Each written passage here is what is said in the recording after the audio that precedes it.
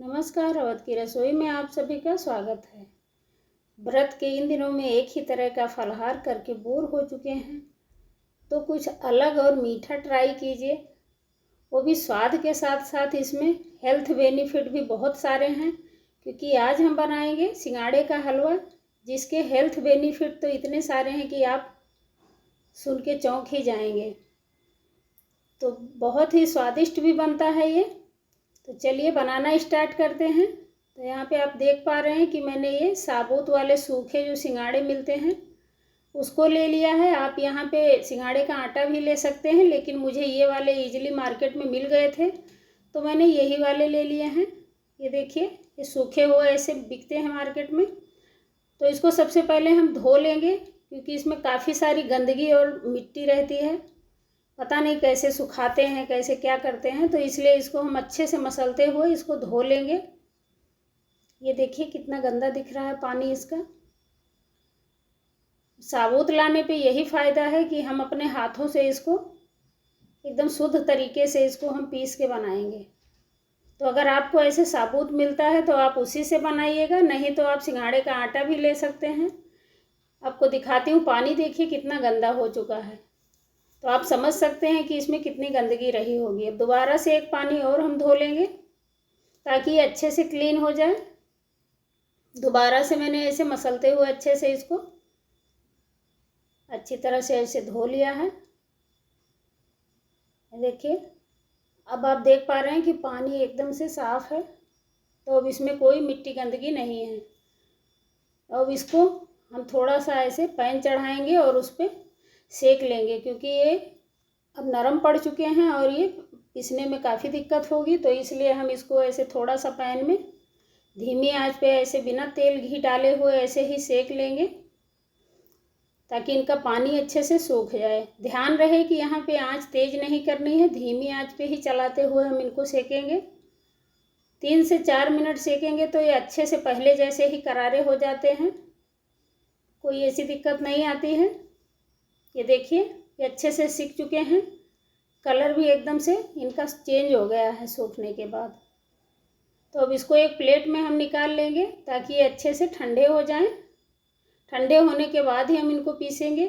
जब तक ये ठंडे हो रहे हैं, थोड़े से ड्राई फ्रूट हैं, ये लिए हैं मैंने। आप अपने मनपसंद के ड्राई फ्रूट ले सकते हैं, इनको कट करके ले लेंगे। अब यहाँ पे सिंघाड़े हमारे अच्छे से ठंडे हो गए हैं, तो हम पहले इनको इसमें तोड़ लेंगे। तो मेरे पास ये मूसल था, मैं उसमें करूँगी। आपके पास नहीं है तो आप ये अदरक कूटने वाले में भी कर सकते हैं। थोड़ा सा इनको तोड़ के ऐसे छोटे छोटे पीसेस में कर लेंगे। ईजिली ये टूट जाते हैं, ऐसा कुछ नहीं कि बहुत हार्ड होते हैं, काफ़ी सॉफ्ट होते हैं। तो ऐसे थोड़ा सा आप ऐसे तोड़ लीजिए ताकि ये आसानी से पीस सकें। ऐसे साबुत पीसने में मिक्सी में बहुत दिक्कत होगी, तो इसलिए इसको छोटे छोटे टुकड़ों में ऐसे हम तोड़ लेंगे। ये देखिए, बहुत ही आसानी से ये हो जाता है। और ये सिंघाड़े बहुत ही हेल्दी होते हैं। इसको ऐसे भी आप नॉर्मल भी ऐसे खा सकते हैं, क्योंकि इसके बहुत सारे हेल्थ बेनिफिट हैं। ये देखिए, मैंने सारे ऐसे तोड़ लिए हैं। अब एक मिक्सी जार लेंगे, इसमें सारे ट्रांसफ़र कर लेंगे ऐसे, और अब हम इनको पीस लेंगे, बारीक पाउडर करेंगे इसका। ये देखिए, पीस चुके हैं, बहुत ही आसानी से पीस गए हैं। अब इसको एक छन्नी की मदद से हम छान लेंगे, जो भी इसमें बड़ा टुकड़ा होगा वो सारा निकल जाएगा। तो सारा आटा हम ऐसे छान लेंगे।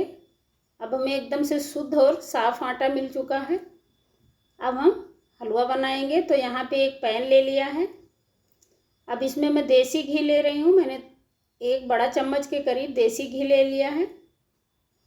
और यहाँ पे मैं मेजरमेंट बता दूँ, मैंने आधा कप यहाँ पे ये देखिए सिंघाड़े का आटा लिया है। आप किसी भी कटोरी गिलास से भी ले सकते हैं। आधा कप आटा लिया है, करीब 125 ग्राम के करीब होगा आटा। तो मैंने जितना आटा लिया है उतना ही हम चीनी लेने वाले हैं इसमें। तो मीठा एकदम से परफेक्ट रहेगा। तो आप इस बात का ध्यान रखिए कि जितना आटा लेंगे उतना ही इसमें चीनी डालेंगे। आप अगर चीनी कम खाते हैं तो थोड़ा सा क्वांटिटी कम कर सकते हैं। अब इसको अच्छे से ऐसे चलाते हुए 5 से 7 मिनट तक धीमी आंच पे इसको भूनेंगे। ध्यान रहे अच्छे से भूनना है, तभी इसमें अच्छा स्वाद आएगा। ये आप देख पा रहे हैं कलर कितना चेंज हो चुका है। मैंने यहाँ घी की मात्रा थोड़ी कम रखी है। अगर आप घी की क्वांटिटी बढ़ाना चाहते हैं तो आप अपने अनुसार कम ज़्यादा कर सकते हैं, लेकिन मुझे इतना ही इनफ लगा तो मैंने 1 बड़ा चम्मच घी लिया था।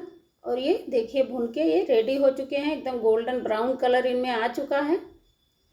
अब ये अच्छे से भून चुके हैं। अब इसमें हम पानी डालेंगे। पानी का मैं रेशियो बता दूं, जितना आपने आटा लिया है उसका डबल पानी रखना है। तो मैंने आधा कप आटा लिया था, तो यहाँ 1 कप मैंने पानी लिया है, नॉर्मल पानी लिया है।